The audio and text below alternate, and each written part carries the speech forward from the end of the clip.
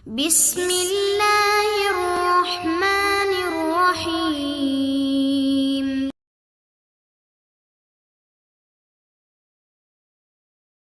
Bismillahirrahmanirrahim. Al-hadithul awwal. An ibni Umar radhiyallahu anhuma anna Rasulullah sallallahu alaihi wasallam qala salatul jama'ati afdalu min salatil fardhi bi 27 darajatan muttafaqun alaihi wal lafdhu li Muslim. Dari Ibnu Umar, mudah-mudahan Allah meridai keduanya, bahwasanya Rasulullah Shallallahu Alaihi Wasallam bersabda, salatul jamaah, salat bersama jamaah, itu afdalu, lebih utama, min salatil fardhi, daripada salat sendirian, bisa 27 darajah, 27 kali derajat lebih tinggi. Hadis ini muttafaqun alaih, hadis sahih pada peringkat yang pertama. Tapi lafalnya milik Imam Muslim di dalam kitab sahihnya. Kaum muslimin rahimakumullah, hadis ini menunjukkan bahwa salat jamaah lebih utama daripada salat sendiri. Tetapi menurut mayoritas para ulama, hadis ini berlakunya dalam salat fardu, salat 5 waktu. Salat subuh, salat zuhur, salat asar, salat maghrib, salat isya. Tidak berlaku untuk salat sunnah. Sehingga tidak usah salat sunnah kita lakukan secara berjamaah. Misalnya salat duha berjamaah, tidak perlu. Salat qobliyah, ba'diyah berjamaah berdasarkan hadis ini, tidak perlu. Ini menurut mayoritas para ulama. Menyelisih mereka Al-Imam Ibnu Hazm. Ibnu Hazm mengatakan hadis ini umum karena Rasulullah mengatakan sholatul jamaah, tidak disebutkan sholat 5 waktu. Maka ini sholat sunnah pun kalau dilakukan berjamaah, fadilahnya juga sama, 27 kali lipat. Tapi pendapat Ibnu Hazm ini karena menyelisih mayoritas para ulama, tidak usah kita pakai. Apalagi pendapat ini tidak sesuai dengan prakteknya Rasulullah Shallallahu Alaihi Wasallam. Apakah kita temukan Rasulullah salat duha berjamaah? Tidak, kecuali 1 kali, 2 kali saja. Apakah kita temukan Rasulullah salat qobliyah, ba'diyah berjamaah? Tidak. Nah, maka prakteknya tidak seperti itu oleh Rasul Shallallahu Alaihi Wasallam.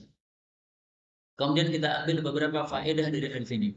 Faedah yang pertama, yang dimaksud salat jamaah itu adalah salat ada imamnya, ada makmumnya. Maka salat jamaah itu minimalnya adalah 2 orang, itu sudah disebut jamaah. Mari kita lihat dalilnya.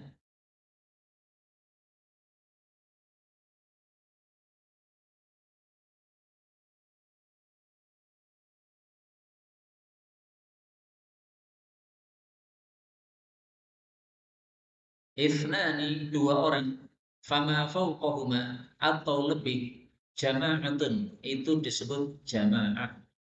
Tapi memang saya jujur, hadis ini diriwayatkan Ibnu Majah, derajatnya dhaif. Tetapi meskipun dhaif, maknanya sahih. Kenapa maknanya sahih? Sesuai hadis-hadis yang lain yang nanti akan kita baca hadisnya.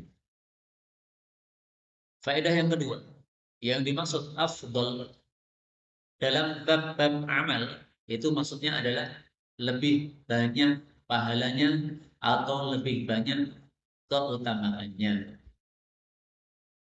Karena itu dalam hadis ini beliau mengatakan bisa ba'in wa isrina darajah, lebih utama 27 derajatnya naiknya itu. Nah, maka itulah makna afdal dalam bab amalan, yaitu lebih banyak pahalanya atau lebih banyak keutamaannya. Faedah berikutnya, kata-kata salatil fardhi, salat sendiri, menunjukkan bahwa salat sendiri itu juga sah. Jadi salat 5 waktu tidak harus berjamaah. Kalau ada orang salat 5 waktu sendiri, gimana? Sah. Maka hadis ini menolak pendapat Ibnu Hazm. Ibnu Hazm mengatakan syarat sah sholat 5 waktu adalah harus berjamaah. Kalau tidak berjamaah tidak sah. Nah, ini tidak benar. Yang benar adalah sholat berjamaah lebih utama daripada sholat sendiri. Tapi sama-sama sah. Karena kalau tidak sah, Nabi tidak akan mengatakan seperti ini.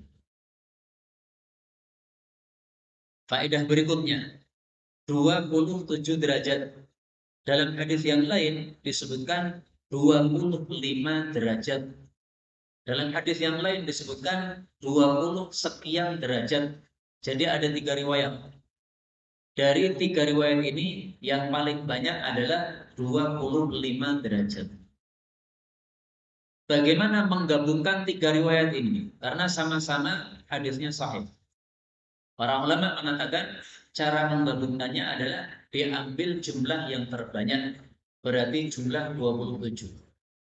Kenapa? Karena kalau kita ambil jumlah yang terbanyak, maka jumlah yang di bawahnya sudah masuk.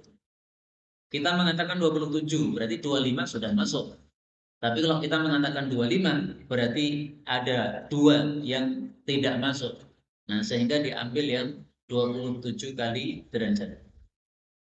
Karena itu kaum muslimin rahimani wa rahimakumullah, kesimpulan dari hadis ini, sungguh rugi orang-orang yang tidak mau salat jamaah.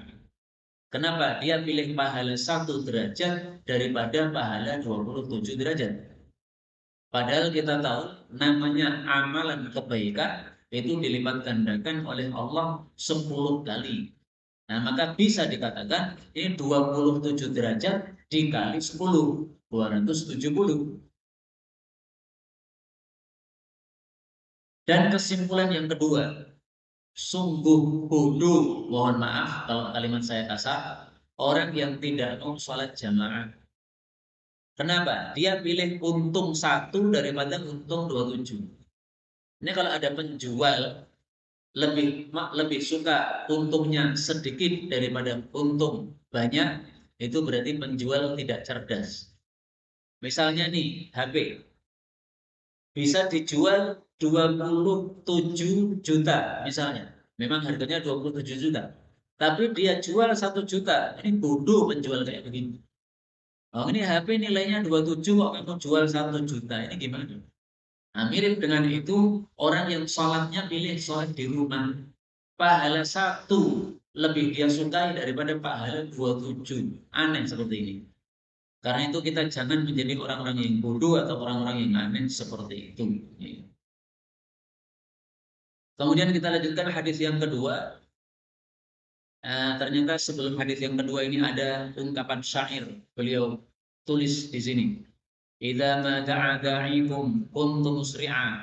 Apabila telah menyeru penyeru kalian yaitu muadzin, maka saya pun berdiri dengan cepat. Mujiban li maula jalla laisa lahu mithlu.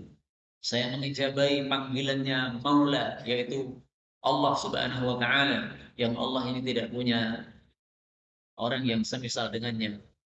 Ujibu idza nada bisam'in wa ta'atin. Aku mengijabai apabila dia sudah menyeru dengan azannya. Saya mengijabai dengan mendengarkan dan mentaati. Wa binaswatun, dan saya punya kesenangan, ya, kegembiraan. Jadi mendatangi azan itu dengan gembira.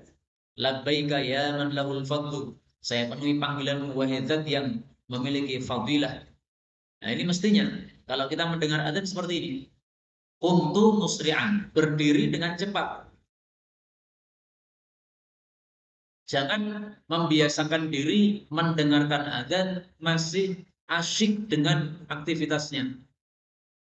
Misalnya lagi di toko menjuali orang, sudah mendengar azan, masih asyik menjuali orang. Menunggu nanti kalau qomat baru datang ke masjid. Nah, ini tidak benar. Mestinya kuntu musri'an, segera bangkit berdiri. Ini mengingatkan kita satu kebiasaan Rasulullah Shallallahu Alaihi Wasallam. Apa kebiasaan Nabi? Mari kita lihat, diriwayatkan di dalam hadis yang sahih oleh Aisyah radhiyallahu anha. Aisyah mengatakan, kana yakunu fi mihnati ahli. Kebiasaan Nabi membantu keluarganya, membantu istrinya. Ya, jadi aktivitas Nabi harian adalah membantu istrinya pekerjaan-pekerjaan rumah. Fa idza hadaratis shalah, kalau sudah datang waktu salat, kharaja ila shalah. Beliau keluar menuju salat. Jadi begitu datang waktu salat, beliau langsung tinggalkan aktivitasnya membantu keluarga, langsung menuju salat, menuju masjid. Ini mesti yang kita lakukan.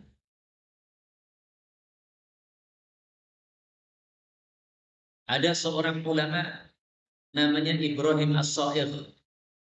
Dikatakan oleh Abu Dawud bahwasanya Ibrahim As-Sha'ir ini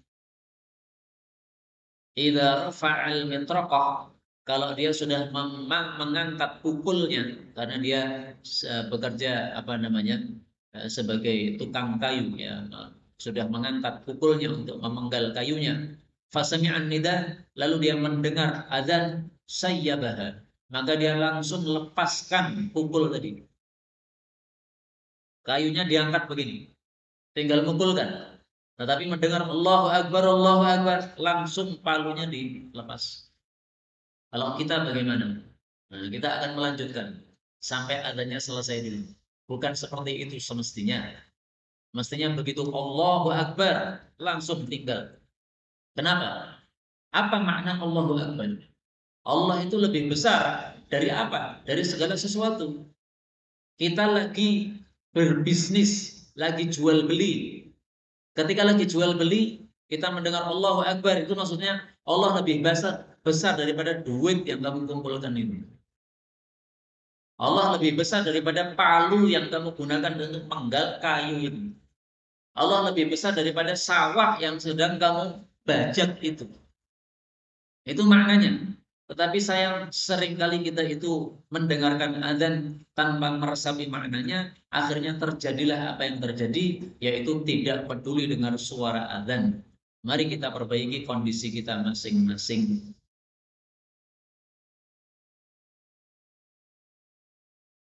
تقبل منا إنك أنت السميع العليم وتب علينا إنك أنت التواب الرحيم. اللهم نحمدك حمدا شاكرين حمدا ناعمين حمدا يوافي نعمه يكافئ مزيدا. يا ربنا لك الحمد ولك الشكر كما ينبغي لجلال وجهك الكريم ولعظيم سلطانك. اللهم صل وسلم وبارك على رسولك الكريم نبينا محمد وعلى آله وصحبه أجمعين. اللهم اجعلنا من أهل القرآن waj'al al-Qur'ana sahiban lana fid dunya wa syafi'an lana fil akhirah. Ya Allah, jadikan kami termasuk ahli Al-Qur'an. Jadikan Al-Qur'an sebagai sahabat kami di dunia, syafaat bagi kami di akhirat. Allahumma nawwir ya Allah qulubana binuril Qur'an. Ya Allah, sinari hati kami dengan cahaya Al-Qur'an. Wa nawwir akhlaqana binuril Qur'an. Ya Allah, sinari akhlak kami dengan cahaya Al-Qur'an. Allahumma nawwir hayatana binuril Qur'an, a'ilatana binuril Qur'an, quburana binuril Qur'an. Ya Allah, sinari kehidupan kami dengan cahaya Al-Qur'an. Sinari keluarga kami dengan cahaya Al-Qur'an. Sinari alam kubur kami kelak dengan cahaya Al-Quran. Allahumma ya arhamar rahimin, taqabbal minna jami' amalina salihah. Ya Allah, mohon terima seluruh amal kami, jadikan itu saleh dalam pandangan-Mu ya Rabbal Alamin. Rabbana yassir lana wa la tu'assir alaina. Ya Allah, mudahkan semua urusan kami, jangan berikan kesulitan pada kehidupan kami. La tada' lana fi maqamina hadza dhanban illa ghafartah. Jika ada pendosa hadir di ta'lim ini, jangan biarkan dia meninggalkan tempat ini ya Allah, kecuali Engkau telah ampuni segala dosanya. Wala hamman illa farajtah. Jika ada yang tengah gelisah, jangan biarkan dia meninggalkan majlis ini kecuali Engkau telah tenangkan keadaan hatinya. Allahumma wala maridan illa syafaitah. Jangan ada ya Allah orang sakit di tempat ini kecuali Engkau sembuhkan penyakitnya. Allahumma ya Allah, Allahumma ya Allah, Rabbana atina fid dunya hasanah wa fil akhirati hasanah wa qina adzabannar. Bifadlika subhana rabbika rabbil izzati amma yasifun. والسلام على المرسلين وآخر دعوانا سبحانك اللهم وبحمدك أشهد أن لا إله إلا أنت نستغفرك ونتوب إليك والحمد لله رب العالمين ثم السلام عليكم ورحمة الله وبركاته.